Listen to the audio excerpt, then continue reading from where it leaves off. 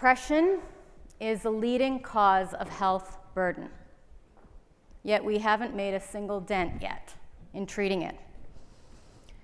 We need 3 key breakthroughs to prevent depression from lasting a lifetime.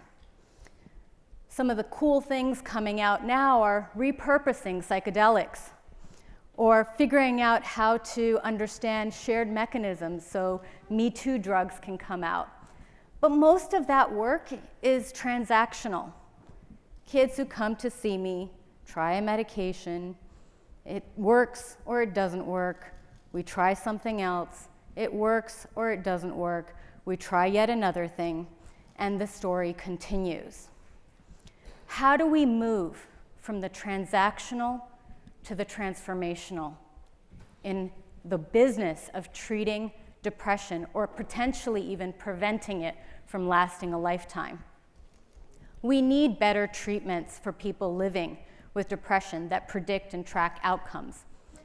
But I posit that we need to work in an earlier space. We need preemptive interventions for those at risk or in pre-symptomatic stages. This is an opportunity in this early stage to potentially lay the groundwork for a more adaptive, lifelong outcome. And we also need biomarkers for early detection, because if we can predict it, we can prevent it. I want to speak about the middle portion, the preemptive stage. It's where I think we have the most potential for impact, because it's where we can use the organism itself to shore up innate resilient mechanisms and engage that organism with the community around it. And resilience, I think, is a potential opportunity. It's an intriguing solution for the prevention of depression. So what is it? Is it universal? Is it cross-species? Broadly speaking, we think of resilience as a complex and dynamic process, perhaps very, very difficult to define. But generally, we think of it as the ability to adapt successfully to adversity, stressful life events, significant threat, or trauma.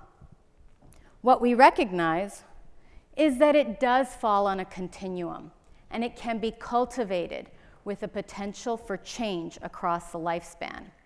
This is where transformative interventions can take place. So what makes humans resilient?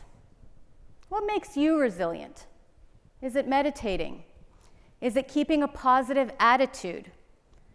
Do you reframe your stressful thoughts, develop a moral compass, have a resilient role model?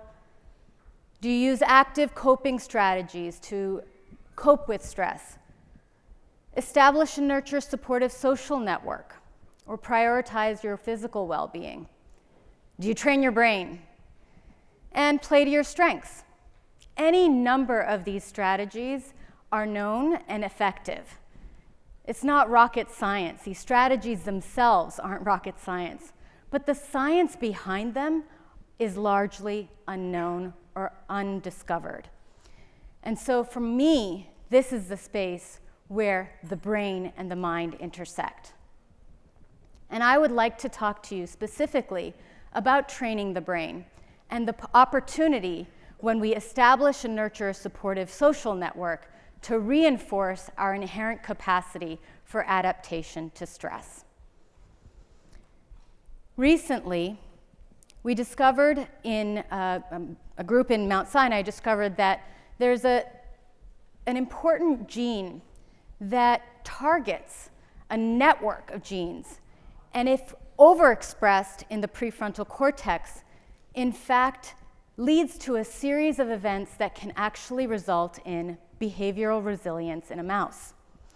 This gene network could be an important first step to understanding the basic neuroscience that constructs or governs how our brains adapt to stress. At the end of the day, who will be resilient? Who will develop depression? We all have our good days and our bad days. These are my kids. They have their good days and their bad days. The model that we're using in the work that we do is a family model. Because what we've come to recognize is that if a parent has depression or another mood disorder, then the child is going to be potentially predisposed for a variety of reasons. We've also discovered that we can use neuroscientific tools to help us understand the brains of youth who live in a family affected by a mood disorder. What do those brains look like? Well, it turns out that if you have a parent struggling with depression, then there may be a lot of family chaos. That family chaos may be associated with disconnected brain networks in the children. How do we intervene when we know that the brain networks are potentially predisposed, even before the onset of symptoms? We're I think, in an amazing space in science to be able to leverage neuroimaging and other neuroscience tools to provide us with clues about stages of depression. The brain can actually discern when a child is at risk for depression or already has it. This allows us to then potentially intervene at a critical sensitive window. When we follow kids over time, we have discovered that, in fact, it is true that stronger brain connectivity, particularly in the area of the prefrontal cortex, not only predicts resilient outcomes, but also tracks with key drivers of resilience behaviors. Specifically, what we've discovered is that when we compare kids who develop depression versus those who are resilient, the kids who are resilient have more pro-social behaviors. And those pro-social behaviors, your capacity for empathy, their capacity to engage in adaptive relationships with other kids and the family, are in fact helpful to them, lead them to more adaptive outcomes, protect them from developing depression. So how do we do this? How do we cultivate pro-social behaviors to change the brain and then to change the outcome? Well, let's talk back about what happens when a kid comes into my office. The first step is to educate. We usually find ourselves in the business of describing depression. What does it mean to be depressed? You have low mood, you have difficulty finding things joyful, you lose interest in the things that are normally fun for you. For kids, it's losing an interest in an extracurricular activity or something that they really, truly love to do. It could also be in the business of failing grades, losing motivation to complete homework. Guilt, low energy, poor concentration, appetite challenges, possibly also the somber concern of suicide. I'm thinking and wishing to be dead. I don't find hope. I don't see a future for myself. We begin by traditionally educating about symptoms. What if we added some skills that cultivate pro-social behaviors? What if we helped kids move beyond just education about or self-awareness about depressive symptoms to cultivating effective communication skills and effective problem solving? And what if we did that in a family setting? It's the most accessible first place to cultivate pro-social behaviors, isn't it? And it's also safe because if you fail at it, it's not as hard of a landing as it is in potentially peer settings when it becomes even more salient and important for kids to land a successful pro-social interaction. We combine the education about symptoms, the communication skills, and the problem solving. And we called it family-focused therapy.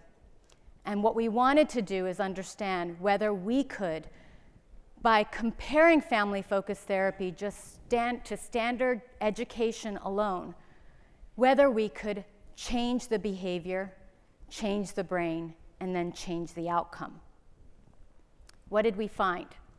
Family-focused therapy delayed depression recurrence by 35 more weeks than standard education or enhanced care alone. We also looked in the brains to see if youth who have a risk for mood disorders didn't have a family history of mood disorders. What did their brain networks look like? We did a whole brain network analysis. And interestingly, the one place that showed significant differences in families affected by mood disorders versus those who weren't was in the prefrontal cortex, perhaps where that ZFP189 gene is living. What we found was that those high-risk youth who are trying to manage the stress around them because of the family depression are in areas of the prefrontal cortex that are critical for emotion regulation. When we compared what family-focused therapy did to just the standard education alone, we found treatment by time interaction. We found that the kids that had the family-focused therapy, from pre-treatment to post-treatment, had increased. And when you compared it to healthy controls, while the kids who had the standard psychoeducation sort of sat the control set, the kids with the family-focused therapy, again, showed that enhanced connectivity. That enhanced connectivity correlated with depression symptoms in those youth. So here is an example where we were able to use prosocial behaviors to change the brain and then change the outcome. There is a lot for us to do to solve the problem of depression. For us to work together to leverage the science of resilience to prevent depression from lasting a lifetime.